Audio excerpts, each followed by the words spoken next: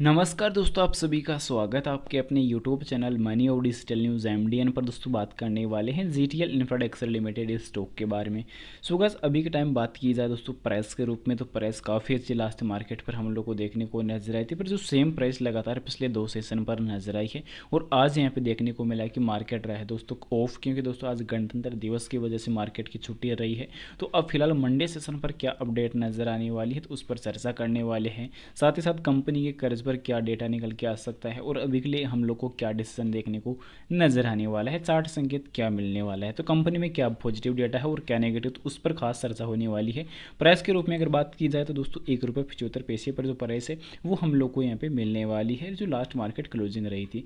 पर अभी के लिए बात की जाए बेसिक के ऊपर, तो बेसिक जो डेटा निकल के आता है जिसमें मार्केट कैप काफ़ी इंपॉर्टेंट होने वाला है, तो 2241 करोड़ का अभी के टाइम कंपनी का जो मार्केट कैप है वो देखने को मिल रहा है।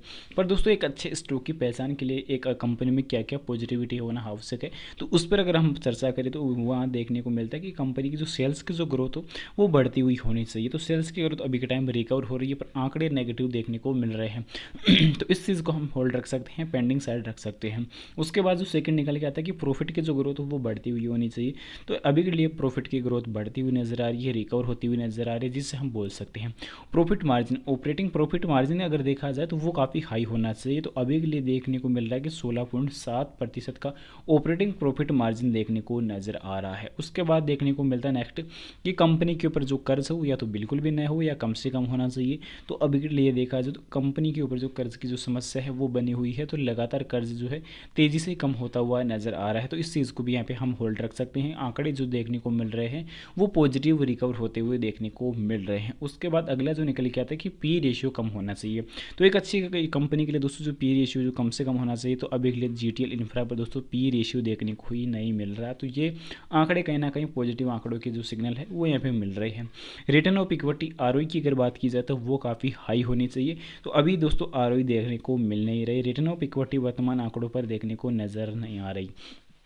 तो इस चीज़ पर अगर देखा जाए तो अगला जो निकल के आता है कि कंपनी में प्रमोटर्स की जो होल्डिंग है वो यहाँ पे काफ़ी अच्छी होना चाहिए। लगातार अगर देखा जाए तो कंपनी जो प्रमोटर्स की होल्डिंग वर्तमान में 30 या 50% के बीच यहाँ पे जो है प्रमोटर्स की होल्डिंग कम से कम होनी चाहिए। तो ये आंकड़े रहने वाले हैं। पर अभी के लिए प्रमोटर्स की जो होल्डिंग निकल के आती है इस स्टॉक की वो 3.28% निकल के आने वाली है। अगला जो निकल के आता है कि लगातार ईपीएस रेट जो है वो रिकवर होती हुई होनी चाहिए या पॉजिटिव देखने को मिलने चाहिए। पर अभी के लिए देखा जाए तो नेगेटिव देखने को मिल रही है, जो हम लोग को नज़र आती है कि नेगेटिव ₹1.18 ईपीएस रेट जो है वो नेगेटिव आंकड़ों पर मिलने वाली है। तो इसीलिए अगर देखा जाए तो आंकड़ों जो कुल मिलाकर जो इस कंपनी के जो आंकड़े मिलते हैं वो यहाँ पे देखा जाए तो कंपनी का लगभग जो डेटा निकल के आता है वो 70% जो डेटा है वो पॉजिटिव देखने को मिल रहा है, जो फ्यूचर में रिकवर होगा, प्रॉफिट गेन कराएगा और लगातार जो इंप्रूवमेंट है वो अच्छा खासा दिखाने का जो क्षमता है वो यहाँ पे रखता है। तो इस चीज़ के लिए हम लोग को जो है यहाँ पे होल्ड रखने की आवश्यकता है। तो ज़्यादा से ज़्यादा क्वांटिटी आप लॉन्ग टर्म मिड टर्म में यहाँ पे बना सकते हैं। फिलहाल दोस्तों आगे बढ़ने से पहले बता दूं, चैनल पर नए हो तो दोस्तों चैनल को जरूर से सब्सक्राइब कर लेना और बेल आइकन नोटिफिकेशन ऑल पर जरूर से सेलेक्ट कर लेना। अब फिलहाल बात की जाए दोस्तों कंपनी के बेसिक फंडामेंटल के ऊपर, तो कंपनी में दोस्तों जो निकल के आता है कि कंपनी में नेगेटिविटी क्या देखने को मिल रही है, तो ब्याज एवरेज अनुपात जो है वो कम देखने को मिल रहा है। और साथ ही साथ अगर यहाँ पे देखा जाए तो कंपनी दोस्तों अगली जो निकल के आती है कि कंपनी में जो सेल्स की जो ग्रोथ है पिछले 5 सालों में 9% गिरती हुई नजर आई है। ब्याज एवरेज अनुपात जो देखने को कम मिला, पर प्रमोटर्स की होल्डिंग में भी गिरावट देखने को नजर आई। और कंपनी के 100% जो शेयर है वो अभी के लिए गिरवी रखे हुए हैं, होल्ड रखे हुए हैं। तो अभी के लिए देखा जाए तो दोस्तों अब आंकड़े जो निकल कर आएंगे वो पॉजिटिव देखने को मिलने वाले हैं। क्योंकि दोस्तों लास्ट रिजल्ट पर अगर खासकर बात की जाए तो लास्ट रिजल्ट पर कंपनी को दोस्तों नेट 170 करोड़ का लॉस हुआ था। पर इस बार अगर देखा जाए तो प्रॉफिट की तरफ जाता हुआ नजर आ सकता है, क्योंकि अभी के लिए देखा जाए तो कंपनी में रिकवरी जो है वो काफ़ी अच्छे देखने को नजर आ रही है। और पिछले 1 ईयर के आंकड़ों के अनुसार अभी के टाइम देखा जाए तो कंपनी का लॉस कम होता हुआ देखने को मिल रहा है और ईपीएस रेट भी गिरती हुई कम नजर आ रही है। तो सेल्स की ग्रोथ अगर यहाँ पे बढ़ रही है और रेवेन्यू अगर अच्छा खासा इंक्रीज हो रहा है तो मार्केट में दोस्तों आज जो रिकवरी की जो क्षमता है वो बढ़िया नजर आ सकती है।